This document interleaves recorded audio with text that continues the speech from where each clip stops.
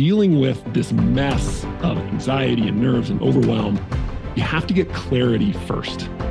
I think that's really important because it's clarity that's going to help you figure out what are some productive things I can actually do.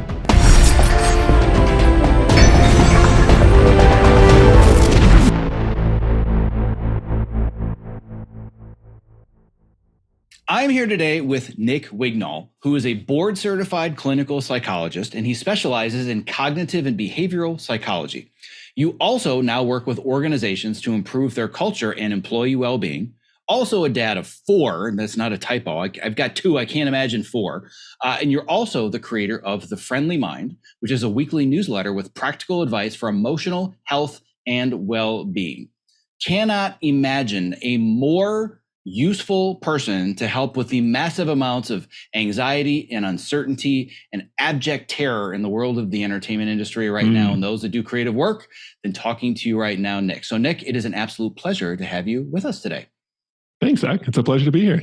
Yes, I'm very much looking forward to it. And the first place that I want to start is actually talking about how, when we were scheduling you, a little bit of insider baseball. Debbie and I were having a conversation a week or 2 ago, and we were going through and figuring out total disclaimer. This week, I've got 5 back-to-back podcast interviews. Wow. And I said to Debbie, do you think that there's 1 or 2 that maybe we can move? Because it was really overwhelming, and I don't want to be overwhelmed and be the thought of me being unprepared on a podcast. I can't even sleep at night. It's just, I'm an overachiever. I'm a recovering perfectionist. So we talked about, well, I don't know, maybe we move it to, October, November. I don't know, is it still relevant? And I said, Debbie, I don't think that by October that the problem of anxiety will be solved. I am pretty confident that anxiety will still be around in 2 or 3 months. So there's no reason we can't push it, but that's all the more reason for us to record this when we record it, because this problem is not going away, and it's not going to get any better anytime soon. So that's kind of the place that we started, and why I think it's so important for you and I to be talking today. There's a whole host of strategies and mindsets and all of the work that I want to get into. But first, what I actually want to learn about you more is what it is that you did before as a psychologist, and why you chose to make the career pivot that you did. Because career pivots, that's kind of the topic du jour in my community. So I actually want to learn a little bit more, just your background, what it is that you specialized in, and now why you've made this transition. Sure. Yeah. So I started off my career. I graduated as a clinical psychologist, got out of grad school, and immediately went into working in private practice doing therapy with folks. And almost from the beginning, I specialized almost entirely in anxiety. I did about 80% anxiety, and then another 10 to 15% insomnia, which is very related. Anxiety and insomnia tend to go hand in hand. And so for about 6 years, I just all day, every day, I was working with people who struggled with all sorts of forms of anxiety, whether it was social anxiety, panic attacks, OCD type stuff, just generalized anxiety, health anxiety, all this kind of stuff. Perfectionism, you mentioned perfectionism earlier. And so that was my bread and butter. I just did that constantly. And I loved working with anxiety and insomnia, they both have this quality of they're excruciating. I mean, they're just awful, when you're living with them. But compared to a lot of the other types of issues that mental health kind of struggles that people have, whether it's, eating disorders or trauma or depression or bipolar disorder, as a field, we're actually really good at understanding how anxiety works and how to overcome it. There's a lot of confusion, but there's a lot more clarity on kind of the ground level about how to actually work through anxiety in a really structured, effective way. And so I'm pragmatic. I love stuff that just works.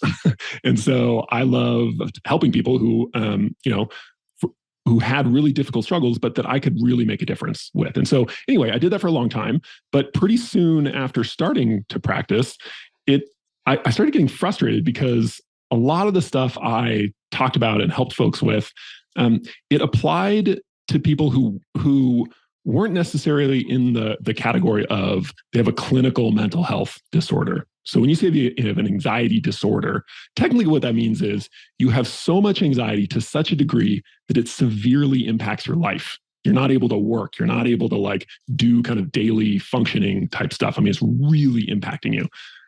But anxiety is a completely normal human emotion and experience. Like we all get anxious from time to time about various things. And I thought it's just kind of silly and frustrating that we have all these great kind of insights and tools for dealing with anxiety that are only being directed toward kind of people who have extreme kind of clinical cases.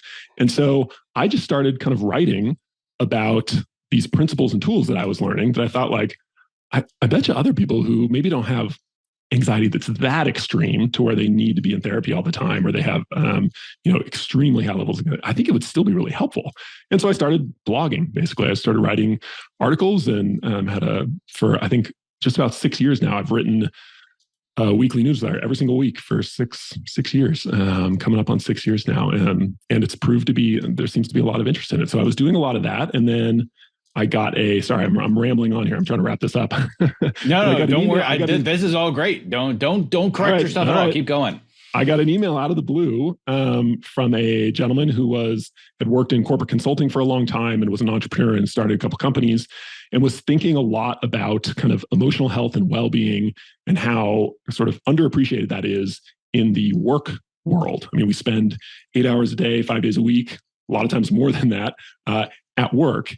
And it's a place that, to a large extent, doesn't really think about or consider those things. And that's like really strange if you just think about it from that perspective. You're spending that much time, you put that much kind of energy and passion and in education, all this kind of stuff into your work. But in that context, there's almost no thinking about, well-being, emotional health, how to culture, things like that. So anyway, he was interested in starting a company that helped other companies with these types of issues. And so he and I and another guy, we kind of messed around for about a year and decided we had something that was worthwhile. And then we launched a company to go in and work with other companies who cared a lot about healthy cultures, well-being of their employees, that sort of thing. And so we do a variety of things, but I'm sort of the one with kind of the research, formal psychology background on the team. And so we develop curriculum and do programs with folks to address those types of issues. So that's my kind of day job. I do that full time. And then I continue to do my writing and blogging and all that on the side, and the occasional podcast appearance. So from the way that you tell that story, what an easy, seamless, smooth, flawless transition. I'm sure that it was, right? From I've spent my whole life climbing this ladder being told, oh, you're interested in psychology? Great. That's a very reputable, secure, very predictable field. You do all this education, you get to your degree, you have your practice. Congratulations. Now you're an adult and you're a professional. So I would imagine from that to what you do now, there had to have been a few bumps in the road that created your own anxiety. Yes, I'm glad you brought it up. So, so anxiety was definitely in there, and I'll talk about that, especially the transition out of practice and into the corporate world. But before that, there was actually another emotion that I think was really another kind of difficult emotion that was really instructive, and that was frustration, anger, almost sometimes, which was with how it just seems strange to me that when it comes to emotional health, the resources are basically the self-help section at Barnes & Noble. And then there's like psychiatrist and psychologist's office, right? And there's almost nothing in between. But what's interesting is that's exactly where most people are. Most people have, let's say, anxiety issues or anger issues or whatever it is, that they need a little more than a self-help. I mean, self-help books are great. Like I'm a self-help junkie myself, right? But sometimes people need a little bit more structure, a little bit more nuance, a little bit more, how does this apply to me in my life, than just a book, right? But they probably don't need, hours of therapy every single week with a psychiatrist, with a psychologist. Like that's overkill too. So there's this really weird gap where there wasn't much offering kind of in the middle, but my experience was that's exactly where most people are. And it just kind of annoyed me with my field that we didn't think more about that huge segment of the population and that's why more and more I use this term emotional health rather than mental health is very clinical, has a lot of clinical associations.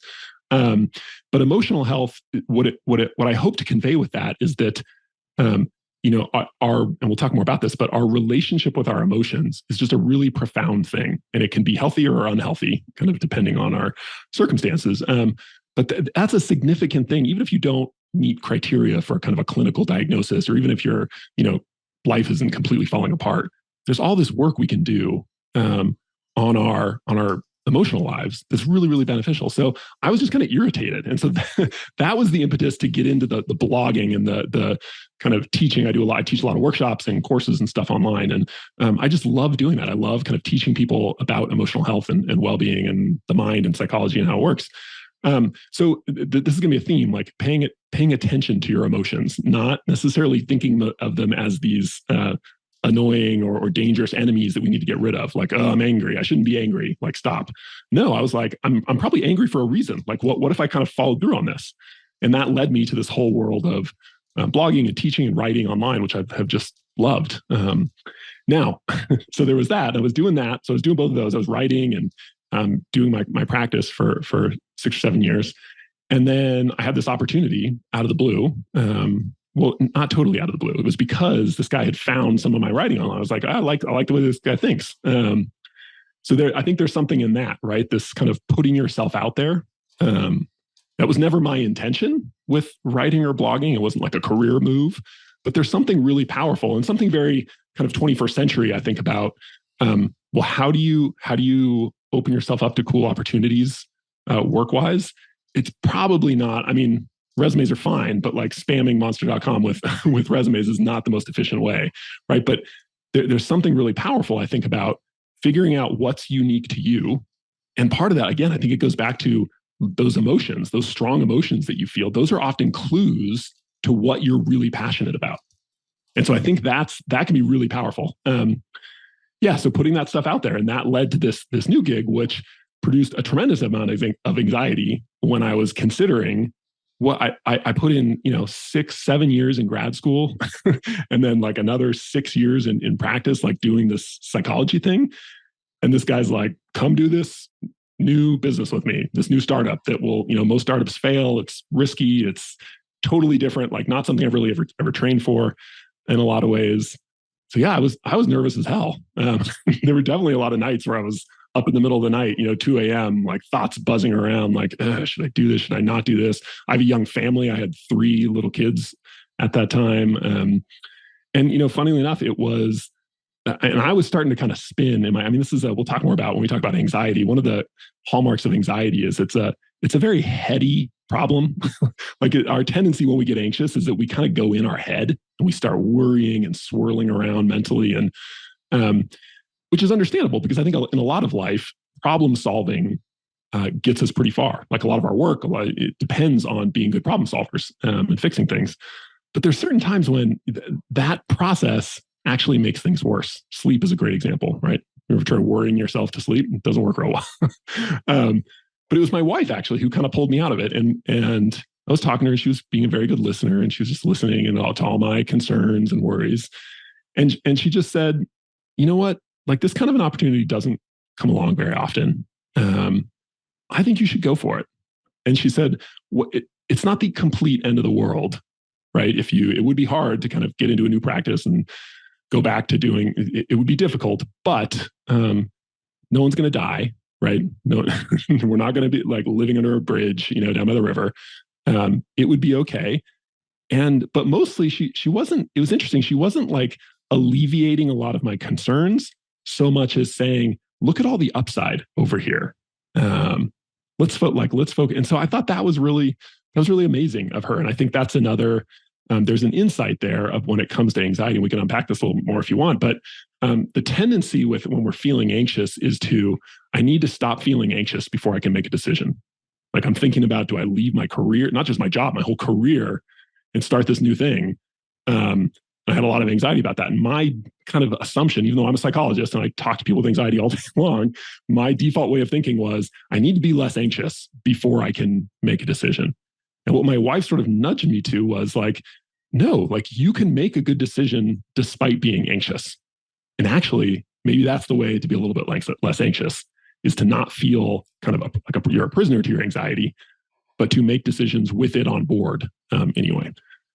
Sorry, that's a bit long-winded, but hopefully that gives you a sense of some of the, I'm a professional psychologist who helps people with anxiety, and I've got plenty of anxiety myself. I can relate to that as a coach that helps people, especially creative minds, deal with time management, productivity, imposter syndrome, all these other things.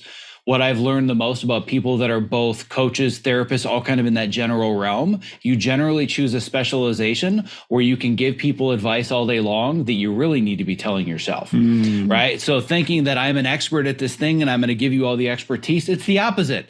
I struggle with all the things that I teach my students, but I'm so hyper obsessed with learning how to solve them. They benefit from all the things that I learn. And when it comes to therapists or coaches or otherwise, the ones that bother me are the ones that pretend like they don't have the same problems.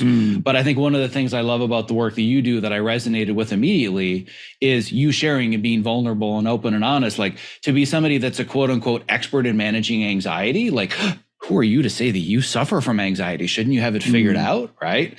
So I appreciate that. And one thing that I'm curious about is that if you were transitioning from, I've spent this my entire adult life preparing for this one professional career path. I've invested all this time and money in my education and building this practice, and I want to become an underwater basket weaver. Massive identity crisis, and who am I even going to become? My guess is that you didn't experience it at that level because you're using a lot of your expertise and just changing the way that you're using it. But I presume you still experience some imposter syndrome. Oh, I experience it every single day. I'm working with people who have MBAs and who have been in the corporate world and consulting world and CEOs and people who have completely different skill sets that I am totally inadequate to even being in the same room if we're comparing sort of chops on different things. And that's, I literally feel it every single day. But one thing I hope that I'm fairly good at is, again, going back to that point that it's all this stuff is normal. Like, anxiety is not a disorder. So generalized anxiety disorder is a disorder. Right? Panic disorder is a disorder. Anxiety is a perfectly normal human emotion that we all have, right? Imposter syndrome, that's not technically a disorder. It's a term somebody made up, right? But being anxious and comparing yourself to other people is a complete, like, human beings have been doing that for as long as human beings have been human beings. Like, that's what we do. We're very social creatures. We're always attuned to and thinking about, where do I stand in relationship to other people? That's not a bad thing. One of the pieces of advice I hate, this is one of my little soapbox things. I'm looking at my soapbox here. I have a whole room of soapboxes. You're in a safe space I'm in good company. Now. All right. There's this idea out there that we shouldn't care about what other people think. And I just think that is such nonsense. Like, of course we should care about what other people think, right? Unless you're a psychopath, like, you're gonna care about what other people think. And mostly that's a pretty good thing. Can you go too far with it? Of course, right? Just like anything else. But the idea that you shouldn't care at all about what other people think is crazy. And it's just going to put more pressure on yourself in an already difficult situation. If you've got a lot of anxiety about going into a new field, right? You having anxiety and then telling yourself, oh, I shouldn't feel anxious. Okay. That's not going to lower your anxiety. That's going to double your anxiety. Now you have anxiety about anxiety, right? On top of your anxiety. And there's this funny sort of the sort of physics of emotions, how they work is, if you've got a difficult emotion like anxiety, and then you add another difficult emotion on top of it. So let's say you get anxious about being anxious, or you get judgmental about being anxious. 2 units of anxiety plus 2 units of anxiety does not equal 4 units of anxiety, right? It's like 2 to the 4th power or something. Emotions get exponentially bigger when you compound them. Right? When you get angry at yourself for feeling sad, when you get anxious about being anxious. So I think it's really, really important whenever you're struggling with those emotions. It's something I try and remind myself of, especially when I feel myself spinning out and really getting kind of imposter syndrome-y or stressed out or whatever it is that the first thing is always to acknowledge like how I'm feeling. Like, yes, I am feeling anxious right now. I am kind of feeling like an imposter. And that's normal. I don't like it, right? It feels crappy. I would really prefer not to feel this way. But just because it feels bad, it doesn't mean it is bad. There's all sorts of things in life that don't feel good, right? Working out doesn't feel good. Like, eating your broccoli doesn't feel good. Like, there's all sorts of things that don't feel good, but we know are good for us. And for whatever reason, I think culturally we've got to this point where, people talk, another little of my like soapbox things, people talk about negative emotions, right? Like anxiety, anger, sad, all these negative emotions and how you need to cope with your emotions and like tamp them down. And like, no, emotions are not negative. You thinking about your emotions as bad things is negative, right? But emotions themselves, they might be painful, they might be pleasurable, they might be something you want, they might be something you don't want, but they're not bad, right? They're not dangerous. No emotion can hurt you. But you're going to get into a lot of trouble if you start being judgmental of your emotions, if you start being intolerant of your emotions, thinking I'm anxious, I shouldn't be anxious right now. Or I'm getting so frustrated, like I shouldn't be frustrated right now. Like I should just be cool with the situation I have. It's great. I should be grateful for it. So I think that's really in those situations where you're planning, maybe you're thinking about a big move into something that is, maybe you're not becoming an underwater basket weaver, but maybe you're doing something that's, only loosely related to what you're doing now. Like, yeah, you're going to have a lot of imposter syndrome. It's okay. It's normal. Everybody would, whether they admit it or not. Everybody's going to. And I think acknowledging that and just sort of validating that in that sense of like, this is valid. I don't like it, right? I wish it wasn't the case, but it makes sense. It's valid. It's normal. There's so much power just in that simple move, right? It's so simple, but it's so easy to overlook that and to forget that. But I just think it's so helpful. Well, I want to continue this theme of bringing many soapboxes into the conversation. Excellent. Now you understand why I make this. Now you know why I record for 90 minutes. Because this is where you really get to the meat of things. I hate all the short, pithy sound bites, and I got to get it all in 30 minutes because that's not where you get to the truth. Right. And I love the only thing that I'll tell you, you don't need to correct yourself or stop yourself at all, because this is all fantastic. And I love the soapboxes, and I love you just, what you're saying is quote unquote rambling. And I think what came out of this that's so valuable, that is even helpful for me, and I would imagine is helpful for anybody listening, is this idea of labeling an emotion as positive or negative, as opposed to it's just an emotion and it's how I react to it. And one of the things that I talk about with my students all the time, and coming from your level of expertise, you can tell me if I'm on the right track or completely full of shit, because I've got my own raging case of imposter syndrome, right? Like, for example, I'm thinking in my mind, well, I do similar things with my clients all day long, but I don't have any degrees that are on the wall. So who the hell who am I to think that I know anything that I'm talking about? But when it comes to anxiety, for example, where I see anxiety being incredibly useful and positive, is that it's a signal when something just doesn't feel right. And I get that all the time in my field, especially since the beginning of the pandemic, when people realize I don't like what I'm doing, or I don't like the people that I'm working with, or I don't feel any sense of connection with the stories that I'm telling in the work that I'm doing. And that anxiety, in my mind, if you're aware of it and where it's coming from, can be a really, really good thing. So an exercise that I do with my students, especially, and we're not doing this a whole lot right now, given the present economy, but when they're debating job opportunities and they're thinking about whether or not should I take it or not, yeah, we do, cost benefit analysis or pros, cons list, whatever it might be. But I ask the question intuitively, when you think about taking this opportunity, do you experience anxiety or nerves? Because it's hard to understand the difference. Anxiety is your body saying, there's something about this that is not in alignment with my values or who I am. And nerves is, this sounds scary, right? There's a huge difference. So I help people understand, like, you run towards the nerves as much as humanly possible. That's discomfort saying, here's the better version of you slightly in the distance. The anxiety is, there's something wrong here. So am I in the realm of possibility, given this is what you deal with all day, every day? Yeah. So I think high level, like what you're bringing up is really important and very overlooked, even among professionals in my field, I think, which is how we talk about things, especially the difficult emotions and difficult experiences, actually has a profound effect on our ability to respond to them well and deal with them. So I love this idea of thinking carefully about and making distinctions among different types of difficult experiences, right? So when you say in your mind, in your kind of framework, you've got anxiety versus nerves, right? Both are, you could put them sort of in the like fear family, right? If there's this broad category of fear based, nerves, anxiety, panic, like whatever you want to call them. There's all sorts of kind of flavors in there. And for you, though, you've got this kind of consistent distinction of when there's a kind of fear that is my body signaling a danger, right? Threat here. And it's good to know that that's a specific type of fear. There's this other type of fear, right? That is what I'm going to call nerves, which is actually just the anticipation of a challenge. And your body sort of uses the same system to deal with both of those. But if you can reflect, you can actually see the difference between the two. But your ability to do that and to make good decisions, in part, is going to start with being careful about how you label and describe the experiences you're feeling in yourself. So I think that's actually really, really critical, is to be careful and thoughtful about how you talk about these difficult, notice I didn't say bad or negative, these difficult experiences or emotions that you're feeling, right?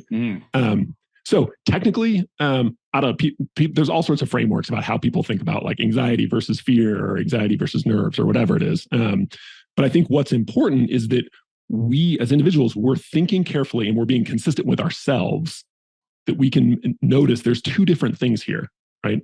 There's this system in your brain that's designed to kind of keep you safe from threats. It can be activated if there's an actual threat going on.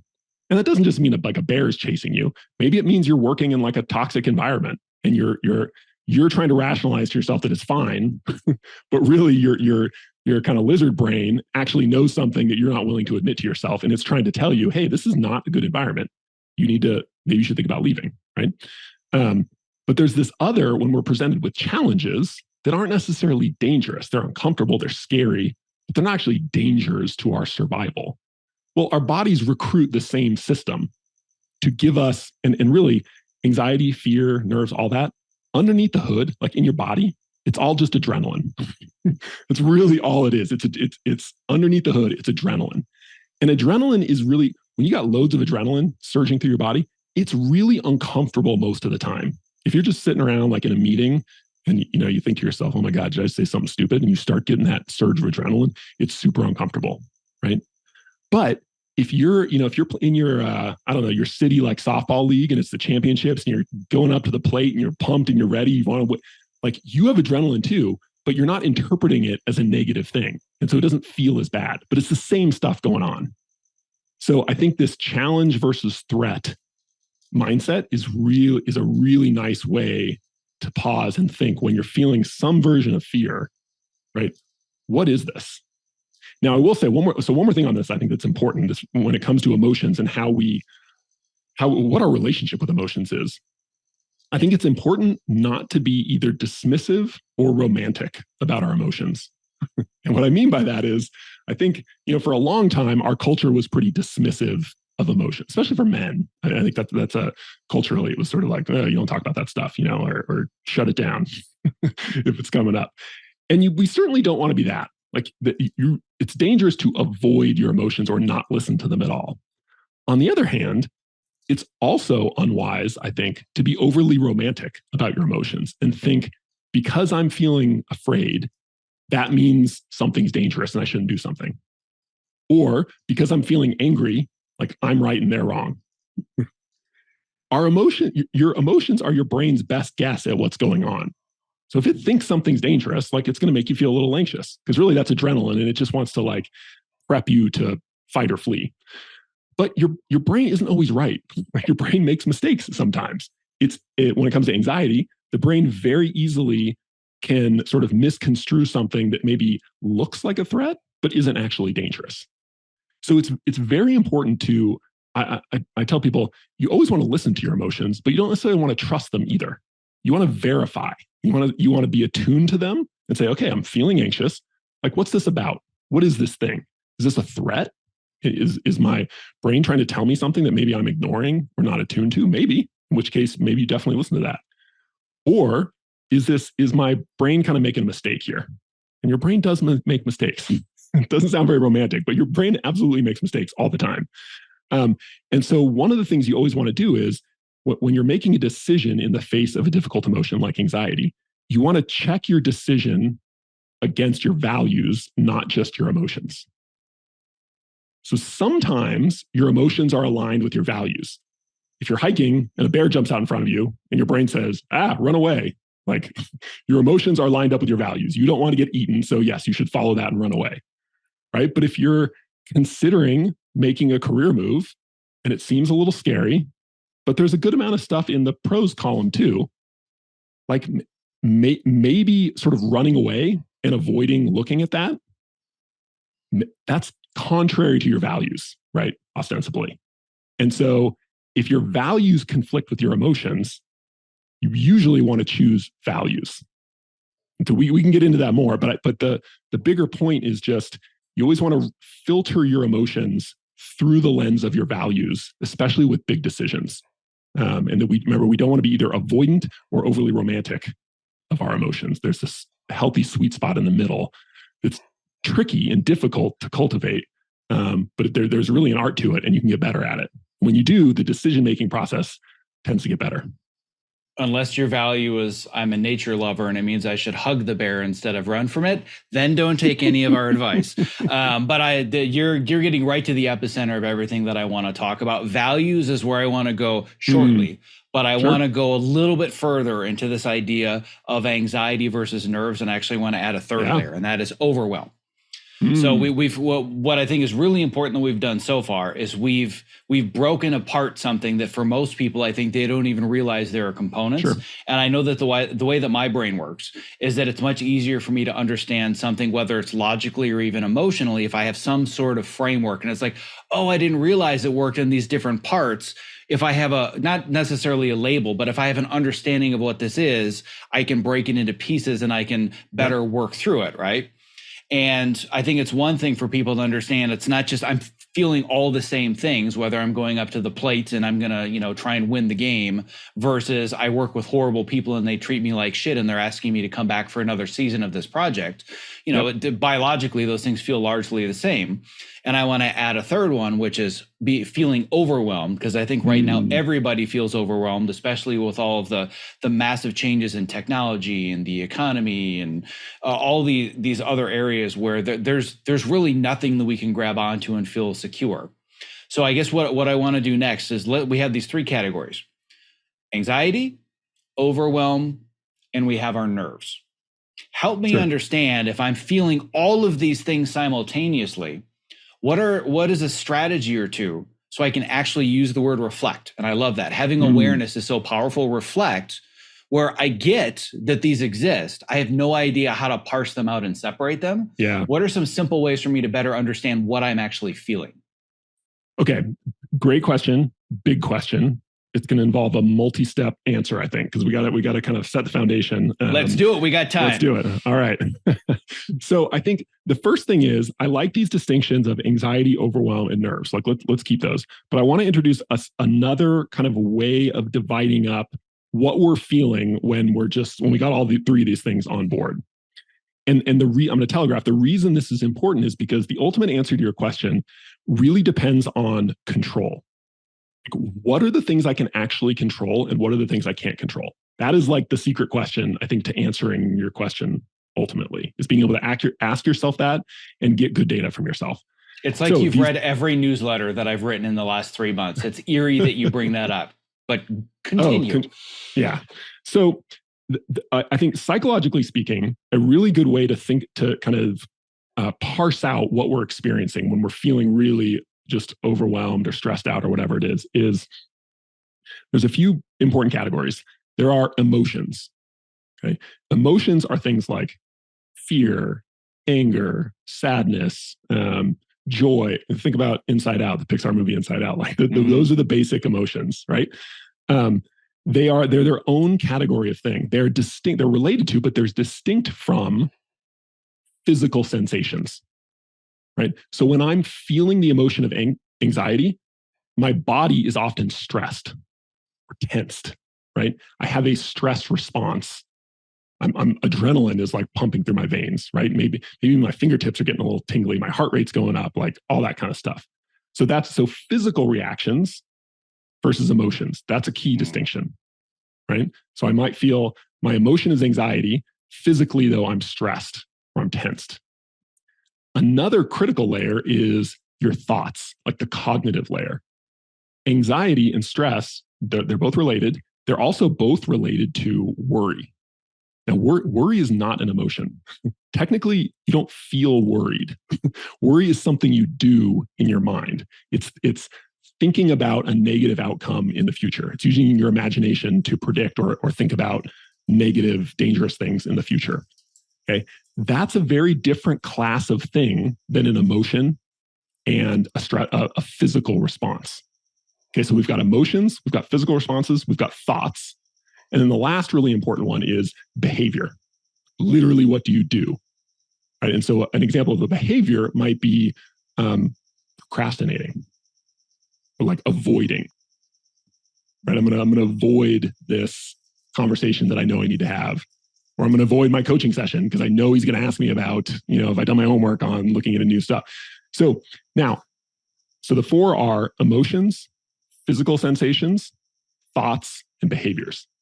Now that's important because emotions, you have zero direct control over emotions. There is no anxiety knob you can like turn down. There's no happiness lever you just like crank up and all of a sudden feel good. This is really, it sounds dumb, but like this is actually, you'd be surprised how many times our struggles with anxiety ultimately come from a misconception that I ought to be able to control how I'm feeling emotionally right now. You cannot do it. And if you try, it will make it worse. Trying to control things that you can't control will always backfire. We can get into more of that if you want. On the other, and this is largely true of physical responses as well. If you're just super tense and stressed out, you can't just stop being stressed, right? You can take some deep breaths, right? You can close your eyes. You can change your behavior, which will indirectly affect how you're feeling physically. But again, no dial for like tension, stress, what's going on in your body for the most part, right? So this is really important. Emotions, physical responses, not something you have a ton of control over. On the other hand, thoughts and behaviors, you actually do have a very high degree of control over both of those. Okay. So you can choose what you decide to do when you're feeling anxious. Do you feel anxious and immediately like pull out your phone and scroll social media as a way to distract yourself from the anxiety? Maybe, maybe helpful, maybe not. But that's something you can control. You could decide not to do that, right? Your thoughts, right? Now this one's a little tricky. There are some thoughts are not under our control. Sometimes you're just cruising around and like a thought pops into your head. And I forgot to get bananas at the grocery store, right? You didn't choose to have that thought. So some thoughts are not under your control, right? Or the thought pops into your head like, oh my God, like what if I don't get a job in the next month and my savings runs out, right? You didn't choose to think that thought. It just popped into your head. However, whether you continue to think about that is absolutely something you have control over. A lot of our thoughts are under our control. Now, this is, when it comes to anxiety, this is critical. Like, this is arguably the most important distinction. A worry can pop into your head at any time. You can't control that. There's nothing you can do about it, right? Worrying, the act of elaborating on one of those thoughts that popped into your head, is absolutely something you can control. It's hard. It's not easy, but it is definitely something, especially with practice, you can get better at doing. And that really matters for anxiety because the thing that causes anxiety is worry. You cannot have anxiety. You can't have the emotion of anxiety without worry first. The principle here is called cognitive mediation. What this means is our thoughts mediate the relationship between what happens to us and how we feel emotionally. Okay, so you have a thought pops into your head, right? Or someone says something nasty to you, right? That's an event, right? The sound waves from their voice don't cause anxiety. The sound waves from their voice go into your brain. You process them cognitively. It's self-talk is usually how we do it. And the interpretation of that event is what leads to the emotion. Okay. Sorry, I know I'm going into like school mode here, but this stuff is really key. Keep going. Okay. For getting out of the overwhelm actually is being really clear on what are the types of things I'm experiencing, emotions, thoughts, physical sensations, behaviors. And okay, so I got all these things in front of me, right? I'm worrying like crazy. I'm feeling super anxious. My body's tense and stressed, right? And I'm just like, I'm kind of distracting myself. I'm avoiding all this kind of stuff. Okay, given all that's going on, what can I actually control? What can I do? Emotions, physical sensations, very little. Your thoughts and your behaviors, you actually have a lot of opportunity to make changes there. And when you make changes there, those will indirectly end up affecting how you feel emotionally and physically. So when you're saying, I'm feeling anxious, I'm feeling overwhelmed, I've got all this nerves, what I would ask myself is I would first say, all right, I'm just going to write all this stuff, all the stuff I'm feeling inside. I'm going to get it out of my head and body. And I'm going to pull out my pad and paper and a pen. And I'm just going to write down what I'm experiencing. I'm feeling anxious. I'm feeling overwhelmed. I've got some nerves here. I'm really stressed. I'm worrying about so-and-so or what's going to happen here. Get it out. Then ask yourself, of all this stuff, what do I have direct control over? This is really, really, really important. And circle those. Literally, it sounds stupid, but it's really helpful. Circle those things. Like I find myself worrying about stuff I can't control in the future, right? That's causing a ton of anxiety. It's not the only thing, right? But that's a big chunk of it. And that is actually something I can control. We can get into how you actually do that. But like, boom, there, worrying. If you're anxious and overwhelmed, worrying is almost always a huge culprit, and you can almost always do a lot about it. But you would never get there if you're just totally overwhelmed and you don't have these categories for things. If you can't, it's like having a messy room, right? If your room is just a disaster and there's stuff all over the place, you can't find anything, it's very hard to get work done. But if things are ordered and neat and you know exactly where everything is, it's much easier, not completely easy, but easier to get stuff done. So dealing with this mess of anxiety and nerves and overwhelm, you have to get clarity first. I think that's really important because it's clarity that's going to help you figure out what are some productive things I can actually do. So anyway, that's a lot. You tell me where you want to go more, but I think that's how I set up the problem is actually just not rushing right into like, oh, I got to do my breathing exercises, or, oh, I'm going to go meditate for 5 minutes, or, I remember my mantra, or I got to, pop a CBD pill, or like, not there's anything wrong with those things necessarily, but it's a mistake to start doing stuff before you've slowed down and gotten clarity on what's actually going on with me. And those 4 buckets, I think, are a really good place to start. Yeah. Emotions, thoughts, physical sensations, behaviors. I love all of this. This is exactly what I wanted to dive into. When it comes to the solutions and especially this idea of writing down your fears and your worries, I want to get to that in a little bit because you have a really interesting way to do this, like on a schedule, which I was fascinated by. So we're going to get there a little bit later. But the 2 things that I want to do to go a little bit deeper into this current conversation are the value that I personally found in understanding physical sensations. And this is not, like clinical knowledge. This is my own personal anecdotal experience. And maybe you can help extrapolate it to, more amongst the larger data set in your clinical experience. But what I've learned how to do to differentiate these 3 things, whether it's anxiety, overwhelm, or nerves, and that I've helped my students and my clients to do as well, is where do I feel it in the body? Like somatically, where am I experiencing these? And the way that I experience it is going to be different than others. But I know that if I feel like some tightness in my chest and I'm sweating a little bit and my heart is beating faster, I'm scared of something and I'm nervous. Like I get this feeling all the time when I'm trying something, a new physical challenge. And I learned this process because a little over 5 years ago, I decided with an award-winning dad bod and 2 kids, I'm going to be an American Ninja Warrior. Wow. Like every single week, at least once or twice, here's the situation. I have no idea how I got myself into this. What am I doing here? So I very acutely know what those nerves feel like, right? Yeah. It's butterflies. It's the butterflies and the nerves. To me, anxiety is this giant black pit in my stomach. Very different from the nerves once I break it down physically. And overwhelm just feels like this giant 800-pound weight that's sitting on top of me. So I can't like physically extrapolate what those actually look like, and nobody could test me for them. But I have this visualization, so I know which of the 3 I'm feeling in my own body. Okay, let me ask you. I've got a theory. I'm happy to share, but I want to ask you first. Why do you think that works? That idea to like go into your body as a first move when you're feeling all this stuff. Like what's the actual mechanism there that's helpful, do you think?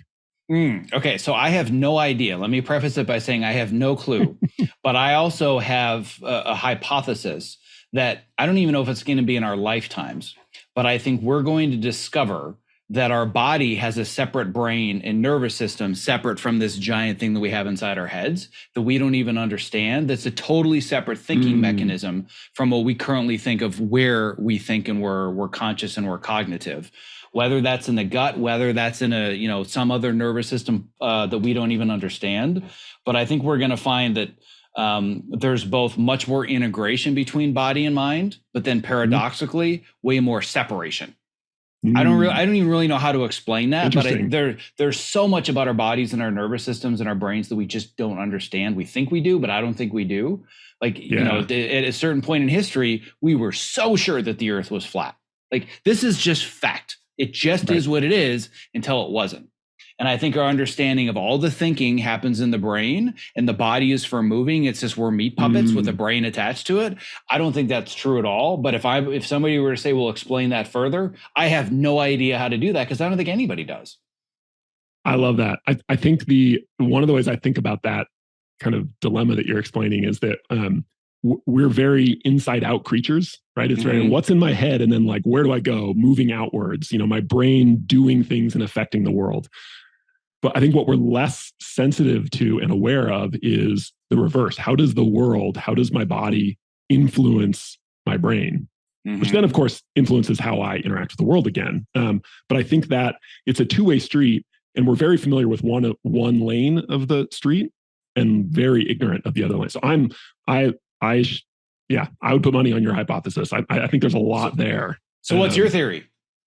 Yeah. So one, and this is a very mundane, and I'm not saying this is the only explanation, but I think it's actually really powerful, which is when you go into your body like that, what you're doing, it's it's more about what you're not doing than what you are doing. And so if you go into your body and you say like, okay, where am I experiencing this anxiety? And you're saying, yeah, like my stomach, I've got this big black hole, this like, I feel like I have this pit in my stomach, right? Or I've got all this like shoulder tension. And like, if you stop, and what I was just saying, if you analyze that thought content, it's decidedly non-judgmental. It's descriptive. You're simply describing what is. You're not, and most importantly, you're not doing time traveling. You're in the present.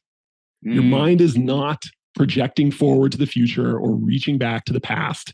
And those two things, worry about the future, rumination about the past, that's like gasoline on the fire of difficult emotions. When you're feeling anxious and then you start catastrophizing about the future and what it means and what's going to happen and blah, blah, your anxiety is going to go through the roof.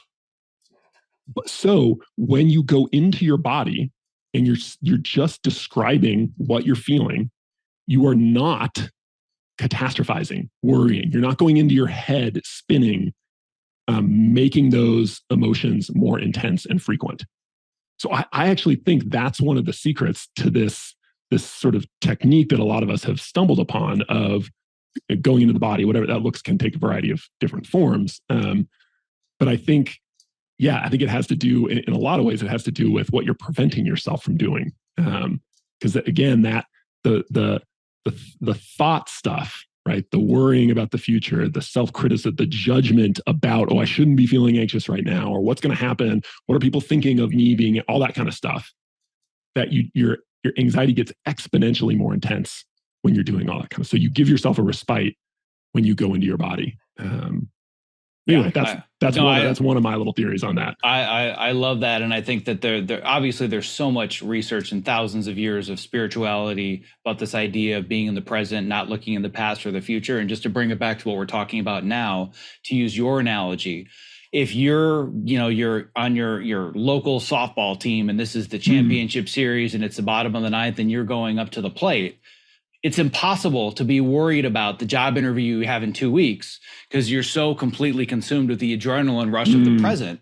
And what I have found through all of my Spartan racing and Ninja Warrior training is that it drastically reduces my anxiety because it forces me to be in the present with good fear, right? These nerves and, oh my God, what? I'm going to jump off of a 20-foot plank into like dirty, muddy water and I have to swim to a cargo net. I'm not thinking, gee, is that person going to respond to my outreach email? Right? There's no room for that. So it allows me to really differentiate those. And there's so much value to being in the present. So yeah, we're totally on the same page there. Absolutely. The next area that I want to get into is one that you've touched upon already. Then I want to make sure that we get to a couple of these strategies. Sure. But the next one that I think is so fundamental to both the work that you're doing and intersects perfectly with the work that I'm doing is this idea of values and identity. As we see in both our economy, whether it's with technology, whether it's just with the current jobs market, but just a much, much bigger picture, what I've been saying really since the beginning of the pandemic and now with what I've been calling COVID 2.0, which I didn't realize how apropos that is because I'm now seeing all these things about new variants and masks. I'm like, maybe I shouldn't have called this COVID 2.0 and maybe this is my fault. But the point being that I think this is an identity crisis that all of us are collectively going through as a culture, which is that we've spent generations assigning what we do to who we are.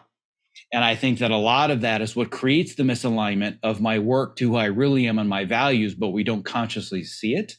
So I want to talk a little bit more about the work that you do with values and how we can identify those values, and that can help us reduce the anxiety or the worry or all the other things that we've talked about, because values is a core part of the work that you do. Sure. Yeah, absolutely. So I think, the frame I usually take when I start thinking about values and how it intersects with identity is one, you can tell I'm a distinguisher. I like making distinctions among things. But when you think about values, you can think about inherited versus acquired values.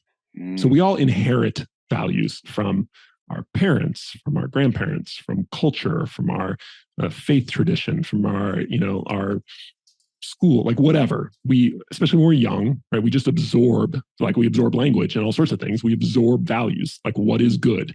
Going to school and going to college and getting a degree, that's good, right? That's a value. Is it objectively a good thing?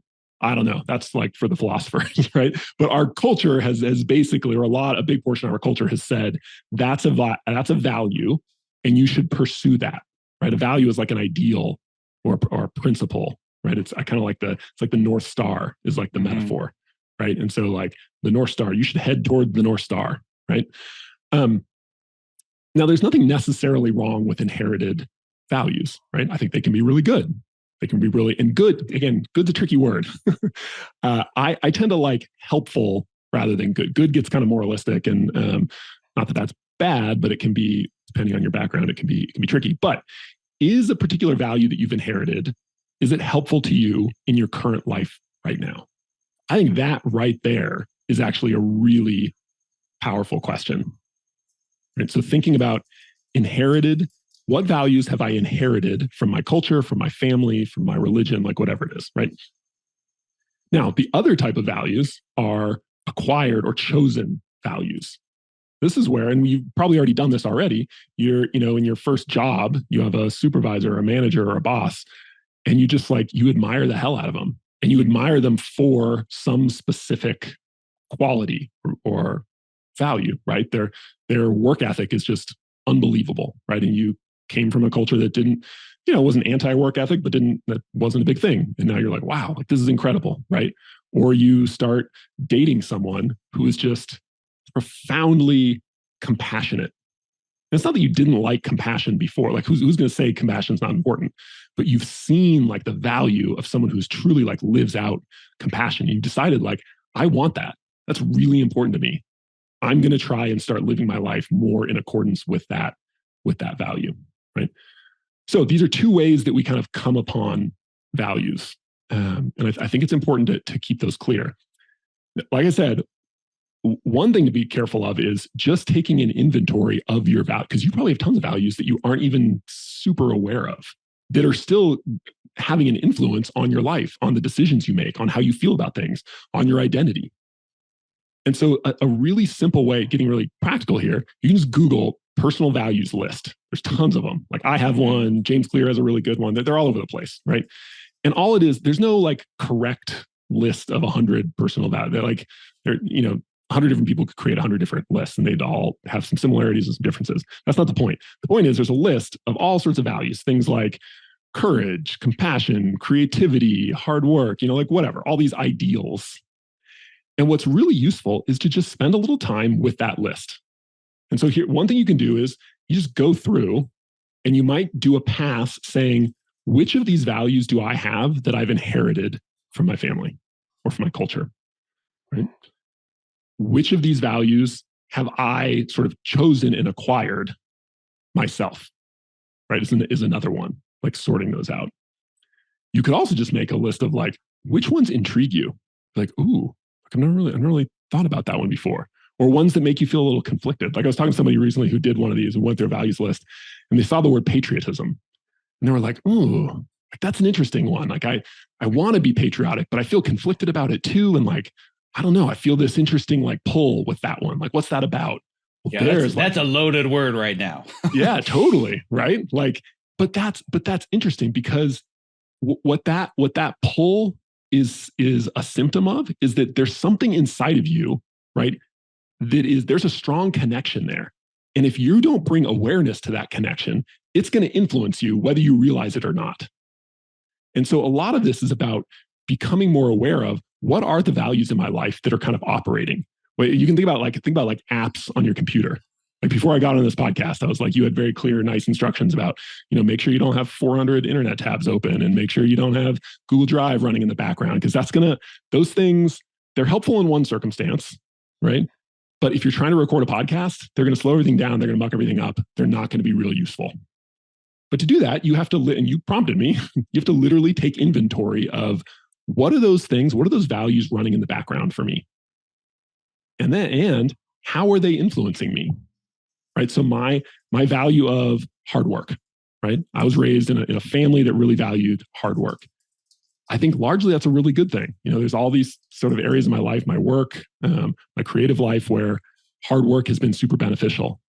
But, and this is the really uncomfortable thing to come to terms with, is values come in conflict with each other, even like core values.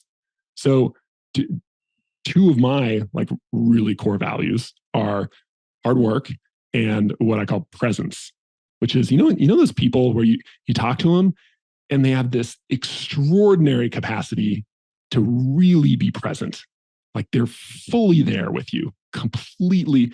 Most people are mostly present, but there's still like 10% of their brain that's like on something else, right? Which is fine. Like I'm like that. Most people are like that. But there are those amazing people out there who sometimes are just fully with you. And that like presence is, especially with kids, like now that I have kids, that's such an important value to me, is like trying to really truly be present with them. But here's the thing, like hard work and presence often conflict with each other. Like I'm so passionate about my work that it's very easy for me to find myself, like I'm laying on the carpet playing blocks with my 2-year-old, right? Or cars, he loves cars. And I'm like mindlessly playing with the blocks, but I'm thinking about my next blog post that I'm going to write, or I'm thinking about how I blew that answer that Zack asked me that question and I completely miffed it. And like what? It's not a bad thing. I have a value of hard work, right? And so it's my brain following that value, but it's conflicting with this other value that I have, which is presence. So I think that's a really key idea, is you can go through a personal values list, identify the really big ones for you, like the core values or whatever you want to call them. There's maybe 5, 6 of them that are like the really big ones that you want to sort of guide your life. But the really next level move is to say, pick 2 of them and say, when do these 2 values come into conflict in my life? Like what? And then what do I typically do when they come into conflict? Does one tend to win out over the other one? Why might that be? What are some things I could do? So this idea of, thinking about values conflicts and then being very mindful and intentional about that. You can't have your cake and eat it too. Sometimes your values are going to conflict. You're going to have to make a decision. You will end up following one or the other. You might just do it mindlessly. Better, though, if you could have spent some time reflecting on those conflicts so that you can be really intentional about it. Like when I'm playing with my kids, on Saturday and I get this hard work conflict with presence, I'm going presence every time. It's going to be hard. Maybe I'm like really cranking on a good idea for a new blog post or something. I'm dropping my values to those two come in conflict. I'm picking presence each time. So it's not enough to know your values, even your core values. You have to be able to prioritize your values given certain circumstances. And I think to me, that's not talked nearly enough about. We don't like the idea that we have to pick, but like life will make you pick. And you can either be intentional and thoughtful about it, or you can be kind of reactive about it. And so I love the exercise of looking at those values conflicts and thinking through, what do I want to do when those values conflict? It's very clear to me now why my team member, Julie, read your newsletter and said, oh my God, stop everything and get Nick on our podcast. Because it's for over half of this conversation, my assumption is you literally must be reading everything that I write, because you're just hitting the nail on the head where it's so much in alignment. And the thing that is just ringing all of these bells for me right now, I've been having this conversation for years about the term work-life balance. And I've yet to completely solve this. But whenever somebody asks me, how do you get more work-life balance? And I say, you're asking the wrong question. I think the term is severely flawed. Like, well, what should it be instead? I'm not totally confident I have the answer, but my current answer has been for years, what we need to work towards is more work-life presence. When I'm on the job, I'm doing the job. When I'm with my kids, I'm with my kids, right? You can have work-life balance where you work 40 hours a week and you're with your kids 40 hours a week, just to make the math even. I can't imagine 40 hours a week with your kids, like all the moms out there. I don't know how you do it, right? But let's just do the math. We say they're perfectly balanced on the scale. If I'm at work all day long thinking about my kids and how much I hate my job, and if I'm with my kids thinking about the next blog post or the next email, I have 0% work-life presence and 100% work-life balance. And I think presence is such an undervalued skill, especially with how distracted we are with social media and overworking 24/7. And the value that we have towards work is so completely and ridiculously skewed versus the rest of our life. I've always said that work-life presence is what I want to work towards more, which is really, really challenging. But what I want to zoom into even further, and if you want to pull on that thread, you can. If we want to go deeper into this, I'll kind of let you choose. And I think you'll have a really good way to blend both together. But what I often teach as far as actual strategies and tactics in my program, there are two areas. There are several where I specialize, but two that I really help people with a lot are time management and financial management. And it's never about, well, here are the time blocks, or here are the numbers, or here's how to be more efficient, or here's how the spreadsheets work. That's all part of it. But the bigger question that I always ask, and this is like digging the knife into the wound for everybody, is how you spend your time in alignment with your values. Is how you're spending your money in alignment with your values, and how do you change your story so both of those are in alignment with your values. And I think, to me, this is the heart of why we're having an identity crisis, because how we spend our time is not in alignment with our values. Yeah, I love that. I was just watching, my wife and I were just watching this show. Ramit. Oh, you've had Ramit on the podcast, right? Ramit's my mentor and the reason I have a business. Yes, Ramit's actually he's a friend of mine, and I've known Ramit for years and years. And we could talk about Ramit for hours, but he's literally the reason that I'm here and have a business. But so his concept of your rich life, right? That's his term for your value. Like all of these, like the minutia of your financial situation and budgets and rent versus buy, blah, blah, blah, blah. All so I feel like so much you could kind of, if you had to distill Ramit down into like a little bit, it's like all of those things should only be decided on in the context of your value, like having clarity about what you actually want out of life, what really matters to you. And importantly, not in this just like big abstract, like I have to have one value that's true forever. No, like your situation's going to change. And so there's this like meta skill, I think, of being adaptable with those values, right? And knowing that what, my values as a 22-year-old fresh out of college are probably, some of them are probably similar but there's gonna be a lot of differences to my values as a 38-year-old with 4 little kids, right? Those are just like really different life situations.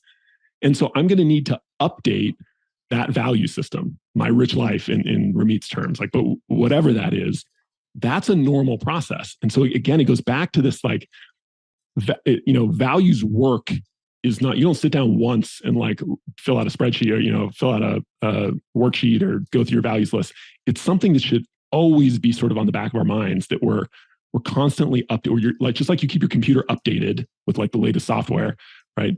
Values work is something that I think we want to continually go back to and continue to be mindful of, because it's just so important. It sets the trajectory for everything else, whether we're talking about our finances or whether we're talking about, oh my God, I'm like overwhelmed with anxiety. What do I do? That is a values question. That is absolute, like, your values.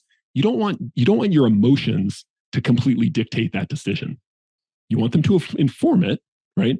But you need your values to make a good decision about how to proceed in the face of ambiguity, uncertainty, anxiety, overwhelm, all that sort of thing. So man, I'm with you. I could talk about values for all day long. I have a feeling that we're going to need to schedule 7 more of these, I think, because you and I've gotten through about 3 sentences of 5 pages worth of prep work. So this could take a while. I'll be conscious of your time today, but I have a feeling there will be either more off the record and or more on the record conversations in the future, because I feel like I've definitely found a kindred spirit. One further thing that I want to hit a little bit even harder, and I'm so glad you brought up Ramit. I never in a million years thought we were going to talk about Ramit Sethi on this podcast, but there's something that I have to distinguish that I think is so important to this conversation and values, and it actually comes from a really random conversation that I had with my family and my son. And my son is in middle school, and I don't remember, it was maybe a month or 2 ago, and he was talking to his grandparents, so my in-laws, and he had said something about, oh yeah, well, Dad has this book on his shelf about how to get rich, right? Talking about Ramit's book, right? Yeah. And I said, there's a huge distinction about books about how to get rich and how to be rich. Right. And poor Ramit, even he knows that when he picked the name of his business, he's like, boy, did I dig a hole for myself. Right. Because it just sounds like it's another one of these scammy things. But you get to know him better, and it's about how to be rich. And the point is, you can be rich at any time. It's all about a perspective. It's about a state of mind, and it's about your values, not about how do I acquire more wealth or more money or more success. He's the antithesis of all of that. On the flip side, he will also teach you how to do all of the above. Right. But it's about how can I be rich now as opposed to how do I get rich? And that to me is such an important distinction, especially for people in the entertainment industry, where the definition of success, the outward definition, is that you need the Oscar or you need the Emmy or you need to have all these credits or whatever it might be, or you need to acquire the house and the nice car.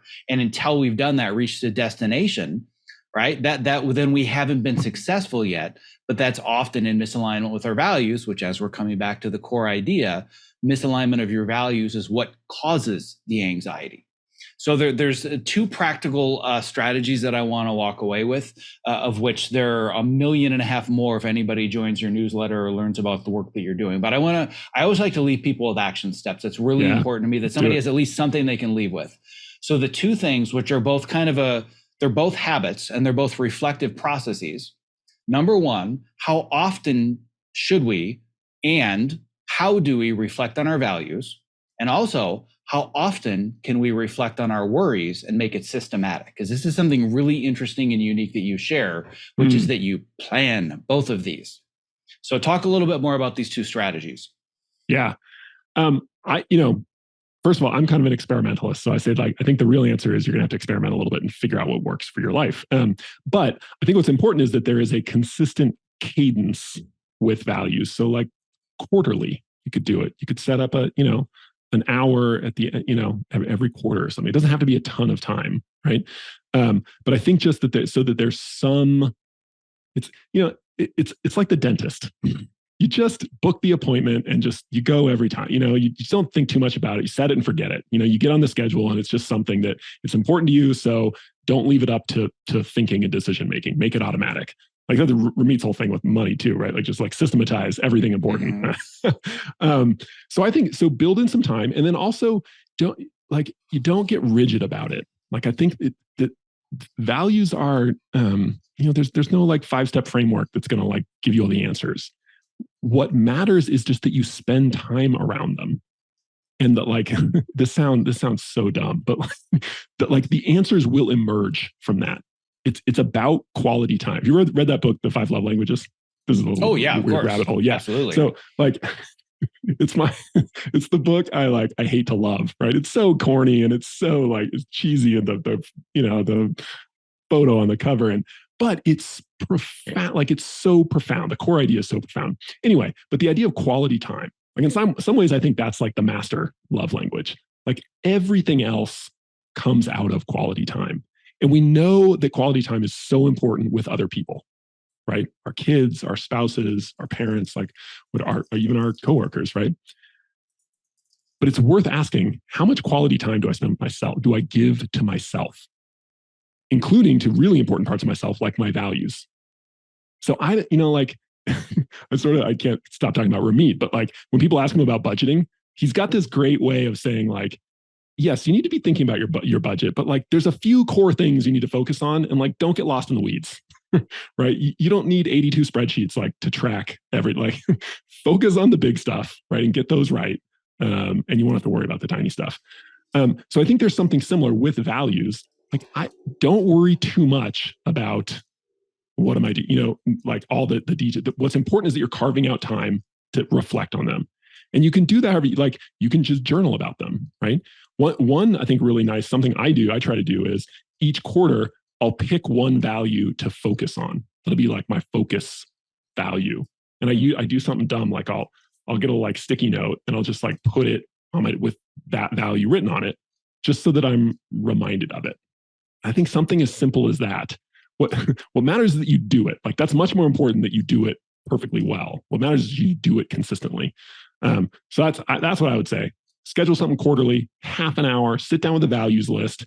And then if you want, pick one to be like your focus value that you want to like think about and be more intentional about for the next whatever quarter, month, whatever cadence works for you. I love that. I'm going to add a little bit to this, and then I want to make sure we get to this idea of scheduling your anxiety, which is a brilliant concept. I don't know if you realize this, but you have an entire book, if not a series, with that one sentence. Maybe you know that already. But when it comes to this idea of values, one of the exercises that I take my students through very early in my program is once they set a goal, there's this idea of, well, the goal is Mount Everest. Mm-hmm. And there are certain qualities that I need to identify with in order to get there that I don't feel I possess. So it's not just a matter of here are the values or how I identify. Here's how I need to identify if I'm going to achieve what feels like an insurmountable goal. So I have them pick these 3 words that would be values, like I'm confident, or I'm relentless, or I'm focused, whatever it might be. And it's exactly like you said, take the Post-its, put it on the side of your computer, put it on your refrigerator, set automations on your phone. I have my students have them texted to themselves. Sure. They're like, this is dumb. Like, really? Like, I know the 4th time I got the text message that I'm going to get these words and I ignore it. And then a month later, they're like, holy shit. Like, this crazy stuff actually works. And I'm starting to actually feel like I have these qualities. And like, see, right? There's a lot more going on subconsciously than we understand. Yeah, I love that. It makes me think too that the other, I think it's important not to get too philosophical and fuzzy with value. Like values are just, on one level, they should just be very utilitarian and useful. So going back to anxiety, if there are certain situations where you tend to get kind of stuck in anxiety, like maybe you're thinking about a career move, right? But every time you get into it, you just get kind of overwhelmed with anxiety. That is like a huge signal that a value could be really useful. So it's worth asking if you have really sticky emotional situations. A great question to ask yourself, pull up your values list and say, of my values, especially my core values, which one could be the most helpful in this situation? Like if I was really mindful and attuned to that value and why it's important in my life, in that moment that's really hard, I bet you would deal with it a lot better. If that value was on board in that difficult situation. That's one of the terrible things about anxiety is that we get a tunnel vision, right? And all we care about is like, I can't feel this anxious anymore. I have to not feel anxious, right? And it goes back to that story about my wife. Like what she helped me do is say like, I mean, growth is one of my core values. And like, taking this new job, this is a huge growth opportunity. You're going to be able to learn so much.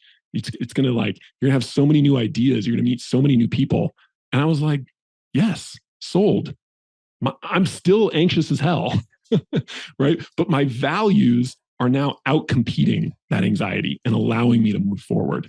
So I think bringing values out of the clouds and in a very utilitarian way, bringing them to bear on some thorny, gnarly emotional situation can be super helpful.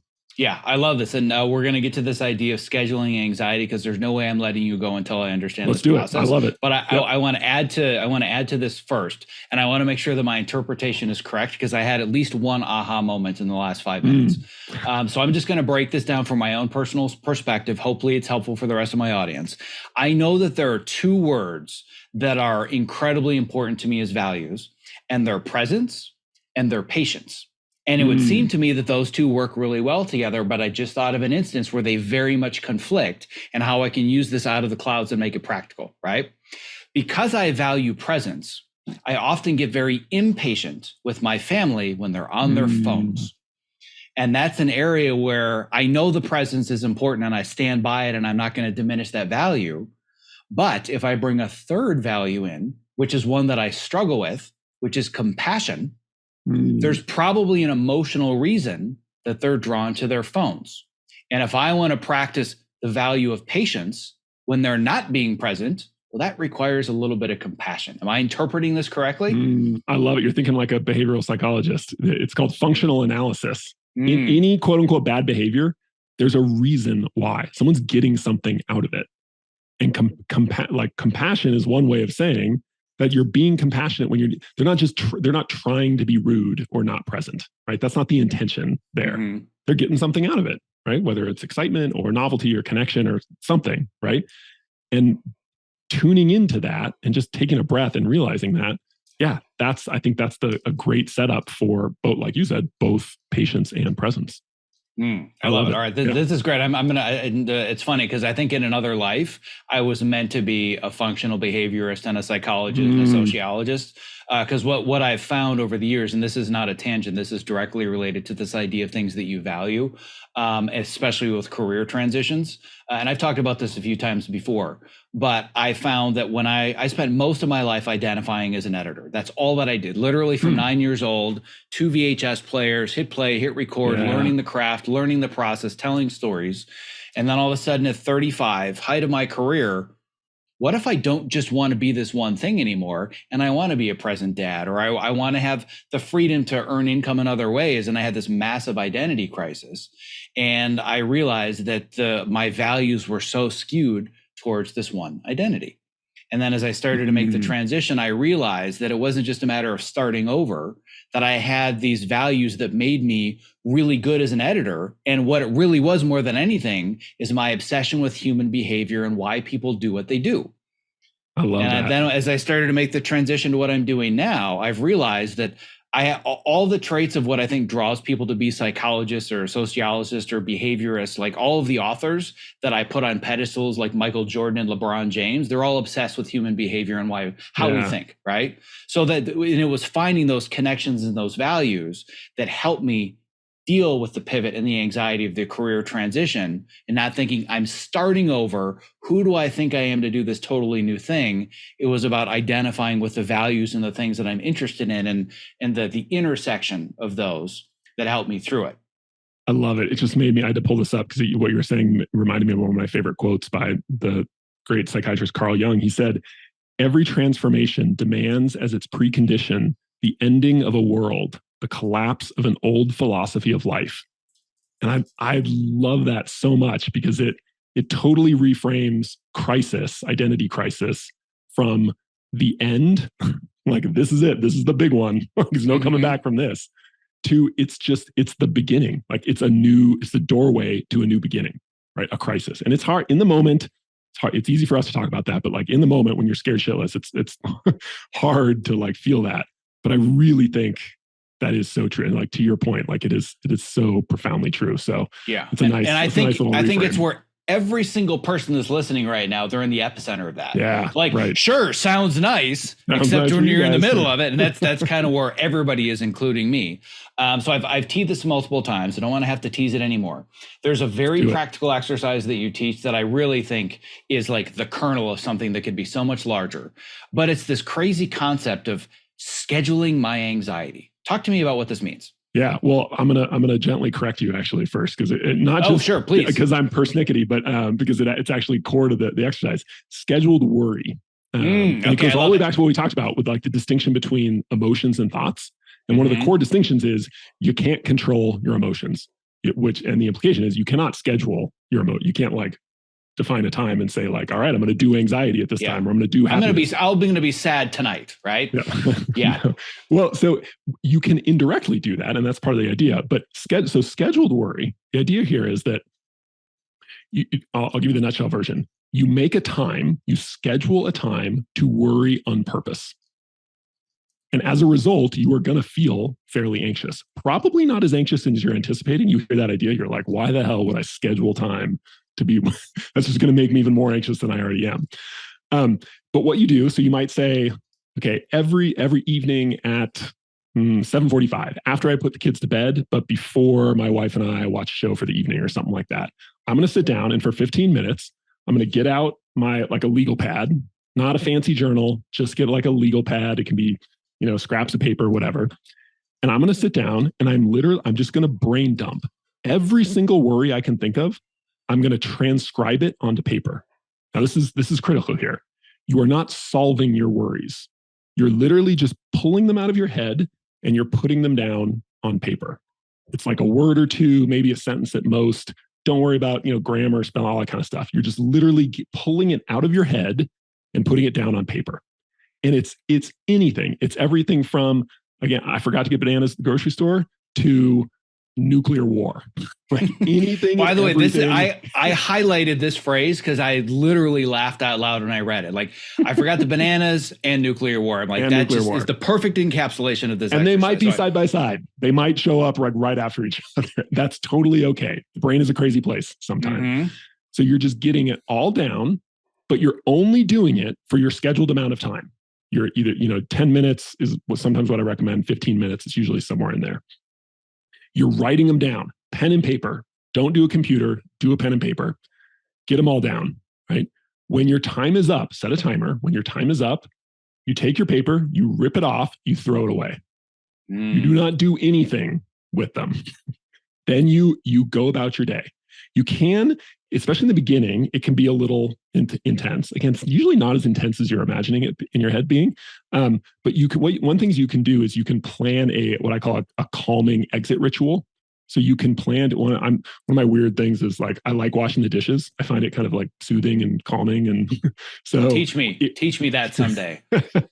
When I do scheduled worry, and I do this from time, I don't do it all the time now, but if I'm going through a particularly stressful time in my life, I do scheduled worry. Like that's my thing. I just do it. But I often plan to like do the dishes afterwards because it kind of like takes me down out of it. Or, you watch a show or something like that. So that's what you do. That's it. That's the whole thing. It's not more complicated than that. And you do that. You do it every day. You got to do it daily.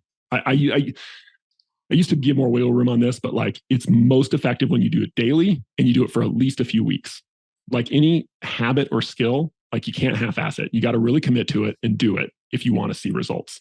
Now, why does this work? And I kind of worked into this backwards, describing what it was before I described what it is, why it works, and why it's important. The idea is normally your worried brain, it's like a crazy toddler that's just like rambunctious and like has the run of the house, totally spoiled, no rules, just like does whatever it wants all the time, right? So you're sitting in the middle, you're working on, writing an article, or you're creating a presentation, or you're giving a speech, or whatever you're doing. And like all of a sudden your worry brain like pops up and starts worrying about nuclear war, or the bananas, or whatever it is, right? Or losing your job, or, whatever it could be.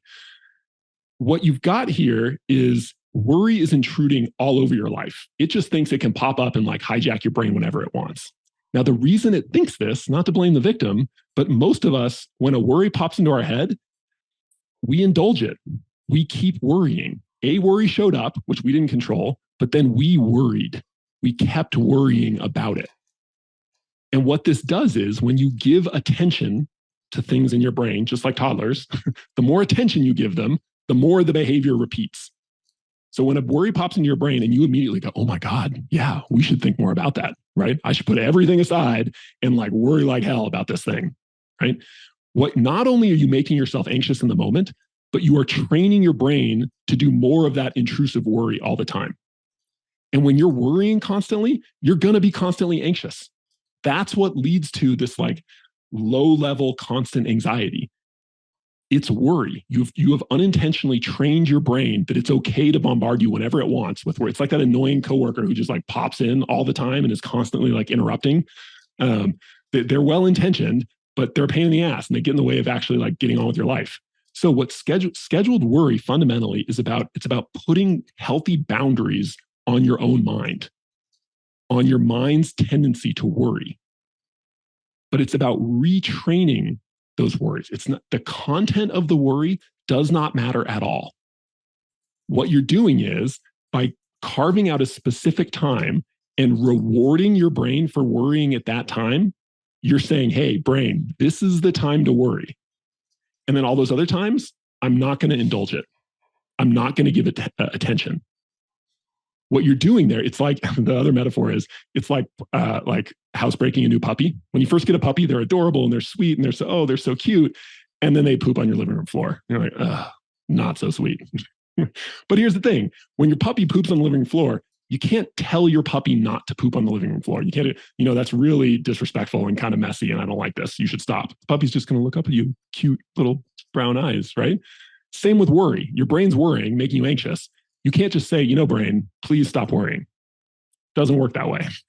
You can't tell it to stop worrying. You have to train it to stop worrying. So how do you train a puppy to stop pooping in the middle of, the lawn or on the, you can't whack it on the nose with a newspaper. Like that stuff doesn't work. If you ask any dog trainer, what you do is you create a space where it's okay for them to do their business and you reward the hell out of them for doing it in the right place. And a side effect of that is they do way less of it in the wrong place. So scheduled worry is applying that exact same principle from dog training to our own minds. You create a time for worry. And when you really commit to it, and committing means two things. It means when you have scheduled worry time, you worry like hell during that scheduled worry time. You get all those worries out, right? You put them on paper. But then the second half of it is when it's not your scheduled worry time, you maintain those good boundaries on the worry. You say, you know what, this is hard. I've got this worry. I want it. I can feel my brain wanting to elaborate on this worry. I'm not going to do it. I have my scheduled worry time. I appreciate you, brain. I'm sure you're just trying to help. I'll get to you tonight during scheduled worry. And you do that, and I promise you, I've never seen, it's probably the most effective technique I've ever experienced in all of clinical psychology. It is so powerful. It's really helpful too. It's helpful for all of anxiety. It's really helpful though if you have a lot of worry and anxiety at night, you have trouble sleeping because of worry and anxiety. This will be a game changer. It's so helpful. It's so helpful. I created my own little like mini website for it. It's just called scheduledworry.com, and it just goes through the basic instructions. So you guys can check it out if you want. It's really, it's just there's no shenanigans to it. It's a really simple website, but it's such a profoundly helpful exercise for any situation where you just feel kind of overwhelmed with a lot of anxiety and worry. It's all about putting good boundaries on your worry brain and training it to be better behaved. Doesn't mean you're not going to have any worries, right? Or your anxiety is going to magically disappear. But there's such a big difference between a housebroken dog and a not housebroken dog. And there's such a big difference between sort of a well-trained mind and a mind that is just sort of used to running wild all over the house upstairs. So I would really encourage, check this out. And I should say, this is not it's an adaptation of an older technique from 50 years ago. There's a guy named Tom Borkovic, who was a famous psychologist. He was one of the early pioneers in generalized anxiety. And he came up with a version of this idea of scheduled worry and kind of creating time for worry. And there's all sorts of sub-variants, but it's really helpful. So Did I cover everything? This is like my favorite thing to talk about. So you covered it perfectly. And okay. As somebody that's been training a puppy for the last year and a half, I can relate to this on such a deep level. And there's one other tiny thing that I want to add on to this, and I want to make sure to let you go because we're already over time.